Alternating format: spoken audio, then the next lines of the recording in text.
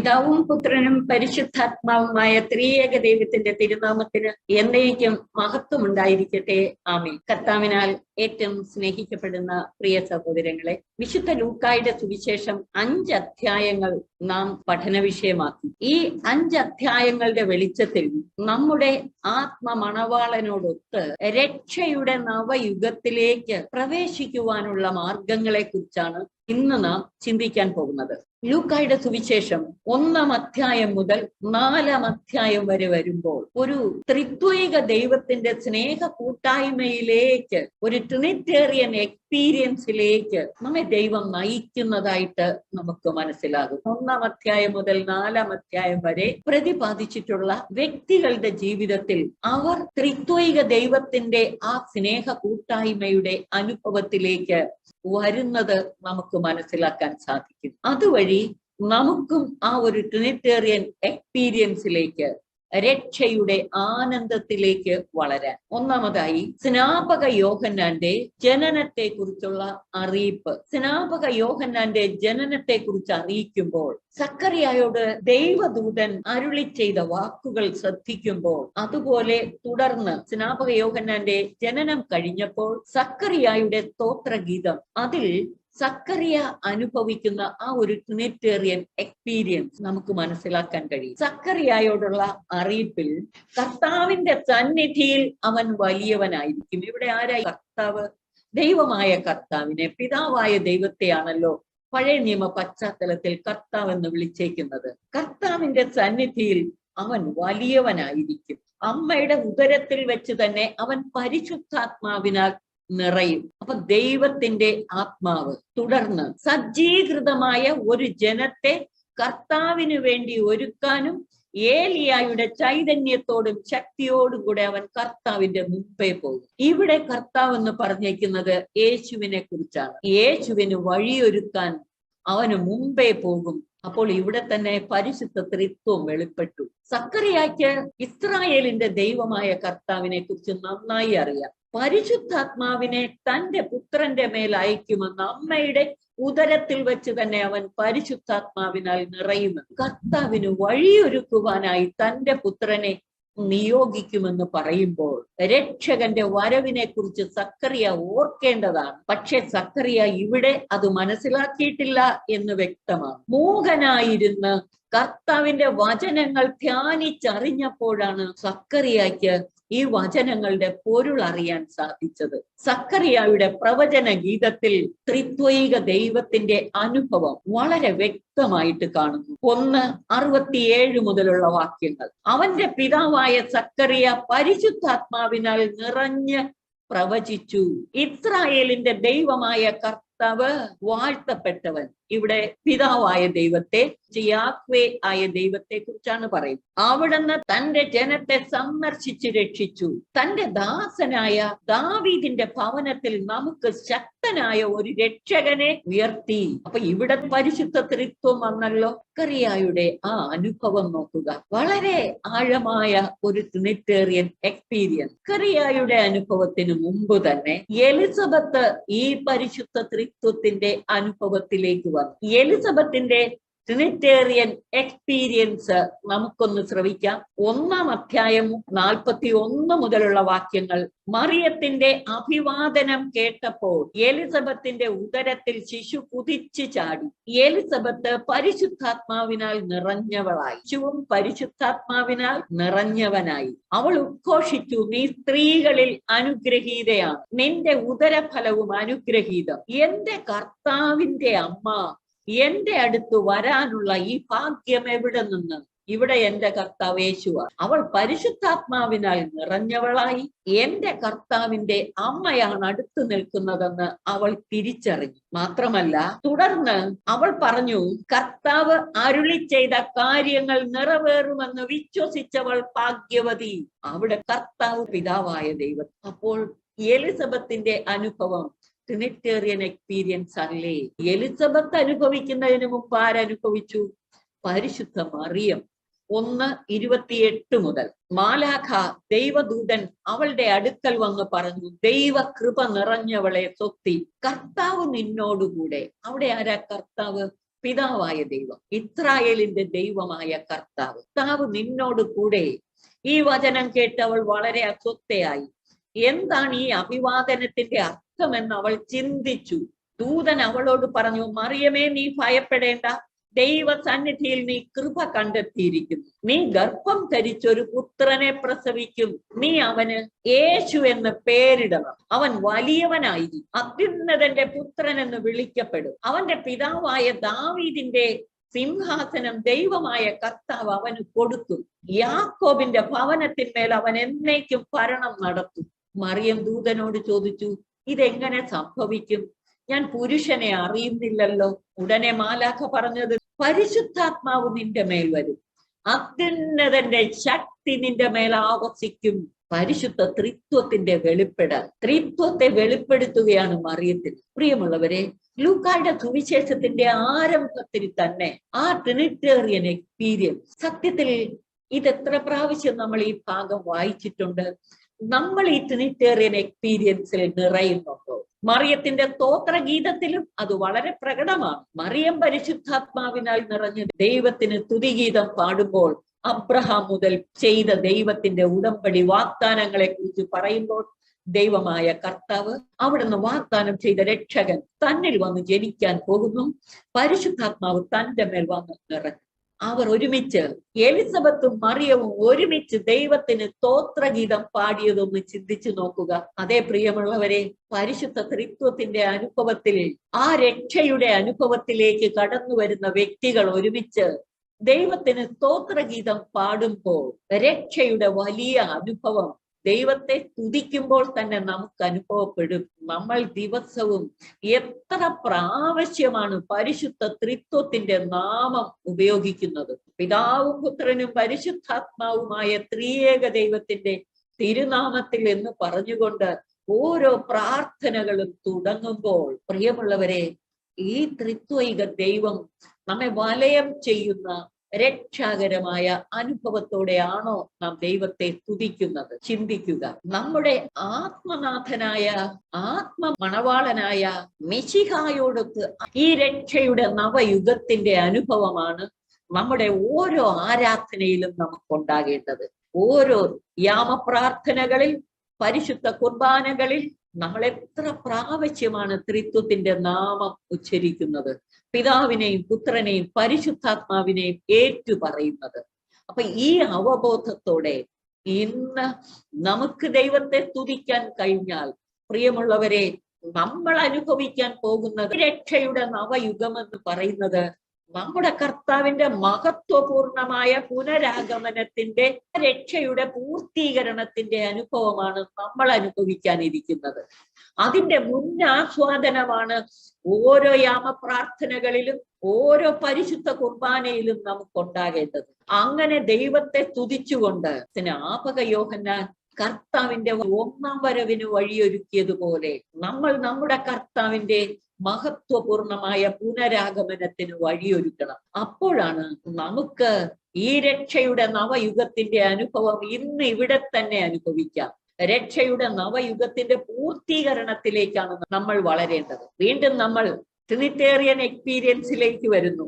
യേശുവിനെ ദേവാലയത്തിലേക്ക് കൊണ്ടുവന്നപ്പോൾ ശിമയോനും അന്നായും. ശിമയോൻ ദൈവഭക്തനായിരുന്നു, നീതിമാനായിരുന്നു, പരിശുദ്ധാത്മാവ് അവന്റെ മേൽ ഉണ്ടായിരുന്നു. മാത്രമല്ല, കർത്താവിന്റെ അഭിഷിക്തനെ കാണുന്നതുവരെ മരിക്കുകയില്ലെന്ന് പരിശുദ്ധാത്മാവ് അവന് വെളിപ്പെടുത്തിയിരുന്നു. അപ്പൊ ശിമയോന് നേരത്തെ തന്നെ പരിശുദ്ധ ത്രിത്വത്തെ കുറിച്ചുള്ള വെളിപാട് ലഭിച്ചിരുന്നു. കർത്താവ് നേരത്തെ തന്നെ അവനെ അറിയിച്ചിരുന്നു, അഭിഷിക്തനെ കാണുന്നതിന് മുമ്പ് മരിക്കുകയില്ലെന്ന് പരിശുദ്ധാത്മാവ് അവനെ വെളിപ്പെടുത്തി.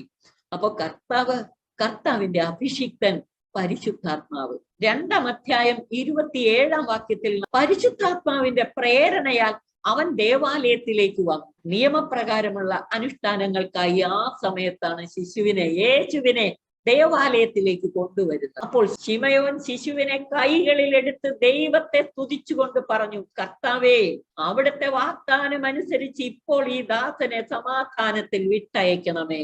കർത്താവേ എന്ന് ശിമയോൻ വിളിച്ചത് ഇസ്രായേലിന്റെ ദൈവമായ കർത്താവിനെ, പിതാവായ ദൈവത്തെ, പുത്രനെ കൈകളിൽ എടുത്തു ശിമയോൻ. പരിശുദ്ധാത്മാവ് നിറഞ്ഞവനായി അവൻ ദൈവത്തെ സ്തുതിച്ചു.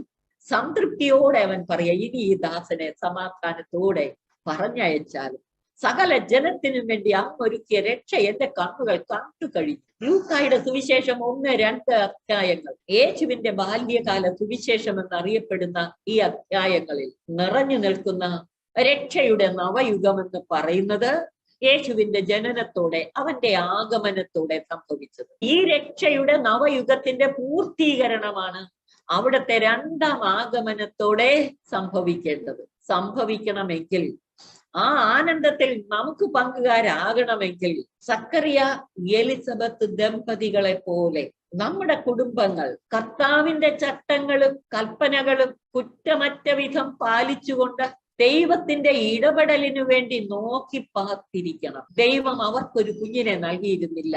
പക്ഷേ അവർ യാതൊരു ആവലാതിയോ ആകുലതയോ ദൈവത്തിനെതിരായി പിറുപിറുക്കുകയോ ഒന്നും ചെയ്തതായിട്ട് നമ്മൾ കാണുന്നില്ല. അവർ ദൈവത്തെ സ്തുതിച്ചുകൊണ്ട് തങ്ങളുടെ കടമകൾ നിർവഹിച്ചു ജീവിച്ചു.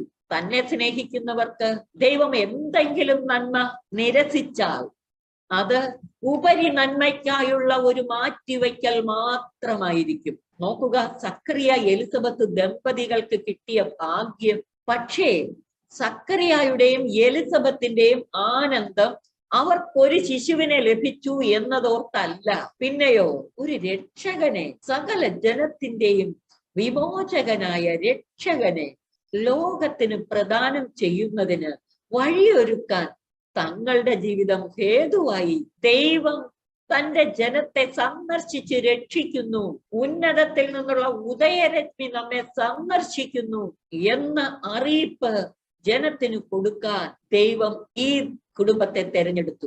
പ്രിയമുള്ളവരെ, സ്നാപക യോഹന്നാൻ യേശുവിന്റെ 1ാം വരവിന് വഴിയൊരുക്കിയതുപോലെ നിങ്ങളുടെ കുഞ്ഞുങ്ങൾ നമ്മുടെ കർത്താവിന്റെ 2ാം വരവിന് വഴിയൊരുക്കുവാനായിട്ട് ദൈവത്താൽ വിളിച്ചു വേർതിരിക്കപ്പെട്ടവരാകുവാൻ നിങ്ങൾ ആഗ്രഹിക്കാറുണ്ടോ? കുഞ്ഞുങ്ങളെ അതുപോലെ ഒരുക്കാറുണ്ടോ? നമ്മളെ സംബന്ധിച്ചിടത്തോളം ഓരോ ദിവസവും പരിശുദ്ധ ത്രിത്വത്തിന്റെ സ്നേഹ കൂട്ടായ്മയിലെ രക്ഷയുടെ അനുഭവത്തിലും ആനന്ദത്തിലും വളരാൻ എന്തെല്ലാം മാർഗങ്ങളാണ് സഭയിലൂടെ നമുക്ക് നൽകപ്പെട്ടിട്ടുള്ളത്. പരിശുദ്ധ കുർബാന കേന്ദ്രീകൃതമായ ജീവിതത്തിലൂടെ ഉത്ഥിതനായ കർത്താവിനോടൊത്ത് ദൈവാത്മ നിറവിൽ പരിശുദ്ധ ത്രിത്വത്തിന്റെ സ്നേഹ കൂട്ടായ്മയിൽ ജീവിച്ചുകൊണ്ട് ഈ ലോകത്ത് ഒരു പുതിയ ആകാശവും പുതിയ ഭൂമിയും സംജാതമാകുവാൻ, ഭൂമുഖത്തെ നവീകരിക്കാൻ പരിശുദ്ധാത്മാവിന്റെ കരങ്ങളിലെ ഉപകരണങ്ങളാകണം നാം. ലൂക്കായുടെ സുവിശേഷം 1-2 അധ്യായങ്ങൾ ഇപ്രകാരം രക്ഷയുടെ നവയുഗത്തിന്റെ ആനന്ദം അവതരിപ്പിക്കുന്നു. രക്ഷയുടെ ആനന്ദം എന്ന് പറയുന്നത് ദൈവാത്മ നിറവിൽ ത്രിത്വൈക ദൈവത്തിന്റെ സ്നേഹ കൂട്ടായ്മയിലാകുന്ന അനുഭവമാണ്. ഈ ഒരു അനുഭവത്തിലേക്ക് നാം വളർന്നാൽ മാത്രം പോരാ, സകലരെയും അതിലേക്ക് ആകർഷിച്ചടുപ്പിക്കണം. എന്നെ അത്ഭുതപ്പെടുത്തുന്ന ഒരു കാര്യം, ശിമയോനോടൊപ്പം യേശുവിനെ ദേവാലയത്തിൽ സമർപ്പിക്കുവാൻ കൊണ്ടുപോയപ്പോൾ ഒരു അന്യായം ഉണ്ടായിരുന്നു. 84 വയസ്സായ ഈ വിധവ, ഈ വൃദ്ധ ജെറുസലേമിൽ രക്ഷ പ്രതീക്ഷിച്ചിരുന്ന സകലരെയും ഈ ശിശുവിനെ കുറിച്ച് അറിയിച്ചു. രക്ഷയുടെ അനുഭവത്തിൽ ആനന്ദിക്കുക മാത്രമല്ല, ആ ആനന്ദം സകലരോടും പങ്കുവയ്ക്കാൻ, സകലരെയും ഈ ആനന്ദത്തിലേക്ക് കൂട്ടിക്കൊണ്ടുവരാൻ നമുക്ക് കടമയുണ്ട്. പരിശുദ്ധ അമ്മ, അവൾ ഇതാ ഞാൻ കർത്താവിന്റെ ദാസി എന്ന് പറഞ്ഞ് സമർപ്പിച്ചു. രക്ഷകന്റെ ജനനത്തെ കുറിച്ച് മംഗളവാർത്ത അറിയിക്കപ്പെട്ടു കഴിഞ്ഞപ്പോൾ മറിയത്തിന്റെ തിടുക്കത്തിന് 5 പ്രധാനപ്പെട്ട കാരണങ്ങൾ. 1, പരിശുദ്ധാത്മാവ് അവളുടെ മേൽ വന്നപ്പോൾ, അത്യുന്നതന്റെ ശക്തി അവളുടെ മേൽ ആവസിച്ചപ്പോൾ അവൾക്ക് അനുഭവപ്പെട്ട ആ ആനന്ദവും തിടുക്കവും. 2ാമതായിട്ട് പരിശുദ്ധ മറിയം തിടുക്കത്തിൽ എലിസബത്തിന്റെ അടുക്കലേക്ക് പോകുന്നത് ആത്മാവിന്റെ പ്രേരണയാണ്. കാരണം സക്കറിയായോട് ദൈവം അറിയിച്ച ആ ദൂത്, പ്രവചനം നിറവേറണം. അമ്മയുടെ ഉദരത്തിൽ വെച്ച് തന്നെ ശിശു പരിശുദ്ധാത്മാവിനാൽ നിറയും എന്ന് നേരത്തെ തന്നെ അറിയിച്ചിട്ടുണ്ട്. ദൈവത്തിന്റെ ഈ അറിയിപ്പ്, പ്രവചനം നിറവേറാൻ മറിയം എലിസബത്തിന്റെ അടുത്ത് പോയേ പറ്റൂ. ദൈവം കൊടുത്ത തിടുക്കം. 3ാമത്, അവളുടെ തിടുക്കത്തിന് കാരണം ഈ രക്ഷയുടെ ആനന്ദം പങ്കുവയ്ക്കാതിരിക്കാൻ പറ്റില്ല. പങ്കുവയ്ക്കാനുള്ള തിടുക്കം. നാലാമതായി, ദൈവത്തിന്റെ രക്ഷാകര ഇടപെടലുകളിൽ, ചരിത്രത്തിലുള്ള ഇടപെടലിൽ തങ്ങളെ പങ്കാളികളാക്കുന്നു എന്നതിൽ അവർക്കുള്ള ആനന്ദം അത് ഏറ്റു പറഞ്ഞ് ദൈവത്തെ ആരാധിച്ച് മഹത്വപ്പെടുത്താൻ, സ്തുതിക്കുവാൻ മറിയവും എലിസബത്തും ചേർന്ന് ദൈവത്തെ സ്തുതിച്ച സ്തോത്ര ഗീതത്തിൽ. അഞ്ചാമതായി, ദൈവത്തിന്റെ പ്രവൃത്തി ഈ ലോകത്ത് നിറവേറാൻ തങ്ങളെ തന്നെ സമർപ്പിക്കുന്ന തിടുക്കം. ഇന്നും അമ്മയ്ക്ക് വലിയ തിടുക്കമാണ്. ഇന്ന് അമ്മയുടെ തിടുക്കം എന്താണ്? നമ്മുടെ കർത്താവിന്റെ മഹത്വപൂർണമായ രണ്ടാം വരവിന് വഴിയൊരുക്കുവാൻ, ലോകത്തെ നവീകരിക്കുവാൻ, ഒരു പുതിയ ആകാശവും പുതിയ ഭൂമിയും തീർക്കുവാൻ, ദൈവമക്കൾ ദൈവവുമായി പരിപൂർണ ഐക്യത്തിലായിത്തീരുന്ന ഒരു നവയുഗത്തിന്റെ ആ പൂർത്തീകരണത്തിലേക്ക് ലോകത്തെ നയിക്കാൻ അമ്മ ഇന്നും തിടുക്കത്തിലാണ്. പ്രിയമുള്ളവരെ, ഈ ചിന്തകൾ ഹൃദയത്തിൽ സൂക്ഷിച്ച് നിരന്തരം ധ്യാനിക്കാൻ, ഈ ആഗ്രഹം തമ്പുരാനെ അറിയിച്ചുകൊണ്ട് അവന്റെ പാദാന്തികത്തിൽ ഇരിക്കുമ്പോൾ ഇവയെക്കുറിച്ച് കൂടുതൽ ഉൾബോധ്യവും ഉൾവെളിച്ചവും കർത്താവ് നമുക്ക് തരും. മാത്രമല്ല, അത് നിർവഹിക്കാൻ വേണ്ട ശക്തിയും തരും. ലൂക്കായുടെ സുവിശേഷത്തിലെ 3-ാമത്തെ അധ്യായത്തിലേക്ക് പോകുമ്പോൾ സ്നാപക യോഹന്നാന്റെ പ്രഭാഷണം, യേശുവിന് വഴിയൊരുക്കുന്ന യോഹന്നാൻ, യേശുവിന്റെ 1-ാം വരവിന് വഴിയൊരുക്കാൻ സ്നാപക യോഹന്നാൻ ഇത്രയേറെ താപസ ജീവിതം നയിച്ചെങ്കിൽ, തിന്മ നിറഞ്ഞ ഈ കാലഘട്ടത്തിൽ നമ്മുടെ കർത്താവിന്റെ മഹത്വപൂർണമായ പുനരാഗമനത്തിന് വഴിയൊരുക്കാൻ നമ്മൾ എത്രയധികമായ താപസ ചൈതന്യത്തോടെ ജീവിക്കണം. നമ്മെ തന്നെ വിശുദ്ധീകരിക്കാൻ മാത്രമല്ല, ലോകത്തെ വിശുദ്ധീകരിക്കുവാൻ, ലോകത്തെ രൂപാന്തരീകരിച്ച് കർത്താവുമായി ഐക്യപ്പെടുത്തുവാൻ. 4-ാം അധ്യായത്തിലും 5-ാം അധ്യായത്തിലേക്കും വരുമ്പോൾ യേശു തമ്പുരാന്റെ മാതൃക, നമ്മൾ എപ്രകാരം ജീവിക്കണമെന്ന് അവിടുന്ന് മനുഷ്യനായി മധ്യശരീരത്തിൽ നമ്മുടെ മധ്യേ ജീവിച്ചുകൊണ്ട് നമുക്ക് മാർഗം കാണിച്ചു തന്നു. യേശുവിന്റെ മരുഭൂമിയിലെ പരീക്ഷ, 3 പ്രലോഭനങ്ങളും അവിടുന്ന് ജയിച്ചത്, ജഡത്തിന്റെ അഭിനിവേശങ്ങളുടെ പിന്നാലെ പോകാതെ ദൈവത്തിന്റെ വചനമനുസരിച്ച് ജീവിക്കുവാനുള്ള ആഹ്വാനം, ദൈവഹിതം നിറവേറ്റുവാൻ. യേശു യോഹന്നാൻ ശ്ലീഹായുടെ സുവിശേഷത്തിൽ വ്യക്തമായി പറഞ്ഞു, എന്നെ അയച്ചവന്റെ ഇഷ്ടം നിറവേറ്റുകയും അവന്റെ വേല പൂർത്തിയാക്കുകയുമാണ് എന്റെ ഭക്ഷണമെന്ന്. ദൈവത്തിന് കൊടുക്കേണ്ട സ്ഥാനം, സമ്പത്തിനും സ്ഥാനമാനങ്ങൾക്കും നമ്മൾ കൊടുത്തു പോകുന്നില്ലേ? ദൈവത്തെ പോലും നമ്മുടെ ശാരീരികമായ ആവശ്യങ്ങൾ നിറവേറി കിട്ടാനും, നമുക്ക് സാമ്പത്തികമായ നമ്മുടെ ഭദ്രതയ്ക്കും ശാരീരിക ജീവനും ഒക്കെ വേണ്ടിയല്ലേ നമ്മുടെ പ്രധാനമായ പ്രാർത്ഥനകൾ? നമ്മുടെ കാര്യം നിറവേറ്റാൻ ദൈവത്തെ ഉപകരണമാക്കും. പക്ഷെ പൊന്നു തമ്പുരാന്റെ ഇഷ്ടം നിറവേറ്റാൻ, അവിടത്തെ തിരുഹിതം ആരാഞ്ഞറിഞ്ഞ് നിറവേറ്റാൻ എത്ര പേർ നിരന്തരം പരിശ്രമിക്കും സ്ഥിരതയോടെ? ഈ ലോകത്തിൽ ദൈവ തിരുഹിതം നിറവേറ്റുക മാത്രമായിരിക്കണം നമ്മുടെ ലക്ഷ്യം. നമ്മുടെ കാര്യം ദൈവം നോക്കിക്കൊള്ളും. 3:1 മുതൽ 4:13 വരെ യേശുവിന്റെ പരസ്യ ജീവിതത്തിനുള്ള തയ്യാറെടുപ്പായിരുന്നു. ബാലനായ യേശു പിതാവിന്റെ കാര്യങ്ങളിൽ വ്യാപൃതനായിരിക്കേണ്ടവനാണ് താൻ എന്ന ബോധ്യത്തോടെ ജീവിച്ചത്. ദൈവത്തിന്റെ തിരുഹിതം ഈ ലോകത്ത് നിറവേറ്റേണ്ടവരാണ് നാം ഓരോരുത്തരും. കൊച്ചു കുഞ്ഞുങ്ങൾ മുതല് ഈ ബോധ്യം കൊടുക്കണം. മാതാപിതാക്കൾ കുഞ്ഞുങ്ങൾക്ക് പരമമായ സ്ഥാനം ദൈവത്തിന് കൊടുക്കണം. ഈ ജീവിത മാതൃകകൾ സ്വീകരിച്ചുകൊണ്ട് ജീവിക്കാൻ കർത്താവ് നമ്മെ ആഹ്വാനം ചെയ്യുകയല്ലേ? പ്രിയമുള്ളവരെ, അനുദിന ജീവിതത്തിൽ നമുക്ക് ഇവ മനസ്സിൽ പ്രത്യേകം സൂക്ഷിക്കാം. 5-ാം അധ്യായത്തില് യേശു അപ്പസ്തോലന്മാരെ വിളിക്കുന്നത് രക്ഷയുടെ നവയുഗത്തിലേക്ക് പ്രവേശിക്കുവാനുള്ള ആഹ്വാനത്തെ കുറിച്ചുള്ള വിശദീകരണം. ആദ്യ ശിഷ്യന്മാരെ വിളിച്ചിട്ട് അവരെ മനുഷ്യരെ പിടിക്കുന്നവരാക്കാം എന്നാണ് പറഞ്ഞത്. ശിമയോനോട് പറഞ്ഞത് ആഴത്തിൽ നോക്കി വല വീശാൻ. നമ്മളോടും പറയുന്നു ആത്മാവിന്റെ ആഴങ്ങളിലേക്ക് ഇറങ്ങി ആത്മചൈതന്യമുള്ളവരായി ആത്മാക്കളുടെ രക്ഷയ്ക്ക് വേണ്ടി പരിശ്രമിക്കണം, അധ്വാനിക്കണം. അതാണ് നമ്മുടെ പ്രധാന ദൗത്യം. ഉപവാസത്തെ കുറിച്ചുള്ള തർക്കത്തോടെയാണ് 5-ാം അധ്യായം അവസാനിച്ചത്. അവിടെ യേശു പറഞ്ഞു വെച്ചത്, മണവാളൻ കൂടെയുള്ളപ്പോൾ മണവറ തോഴത്ത് ഉപവസിക്കാൻ പറ്റില്ല. മണവാളൻ കൂടെയുള്ള രക്ഷയുടെ നവയുഗത്തിന്റെ ആനന്ദം. യേശു രക്ഷയുടെ നവയുഗത്തിന്റെ പുതുവീഞ്ഞ് തരാൻ വന്നവനാണ്. അത് രക്ഷയുടെ നവയുഗത്തിന്റെ അനുഭവത്തിലേക്ക് വളരാൻ നമ്മെ ആഹ്വാനം ചെയ്യുന്നു. ആത്മനാഥനോടൊത്ത് രക്ഷയുടെ നവയുഗം അതിന്റെ പൂർണ്ണതയിലേക്ക് വളരാൻ പരിശുദ്ധാത്മാവായ ദൈവം നമ്മെ സഹായിക്കട്ടെ. വചനം നിരന്തരം ധ്യാനിച്ച് നല്ല ഒരുക്കത്തോടെ ആരാധനാ ജീവിതത്തിൽ പങ്കുചേർന്ന് പരിശുദ്ധ കുർബാനയിലൂടെ പൊന്നുനാഥനെ ഉൾക്കൊണ്ട് അനുഭവിച്ചുകൊണ്ട് അങ്ങുമായുള്ള ഐക്യത്തിൽ ജീവിക്കുകയും സകലരെയും ഈ ഐക്യത്തിലേക്കുള്ള മാർഗത്തിലേക്ക് വഴികാട്ടി നയിക്കുകയും അങ്ങനെ നമ്മുടെ കർത്താവിന്റെ മഹത്വപൂർണമായ പുനരാഗമനത്തിന് വഴിയൊരുക്കുകയും ചെയ്യാൻ നമുക്ക് പരിശ്രമിക്കാം. സർവശക്തൻ നമ്മെ അനുഗ്രഹിച്ച് ആശീർവദിക്കട്ടെ.